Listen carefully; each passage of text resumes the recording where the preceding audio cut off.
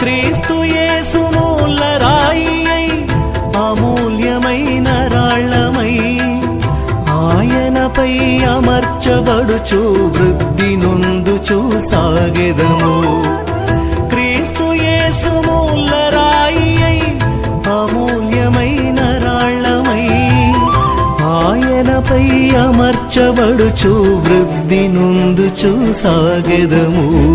ఎన్నెన్నో మేళ్లను అనుభవించిన నేను ఏమని ఎన్నని వివరించగలను.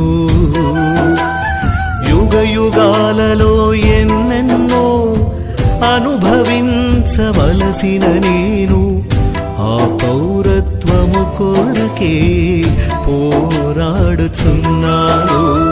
యుగ యుగాలలో ఎన్నెన్నో అనుభవించవలసిన నేను ఆ పౌరత్వము కొరకే పోరాడుచున్నాను. ఎన్నెన్నో మేళ్లను అనుభవించిన నేను ఏమని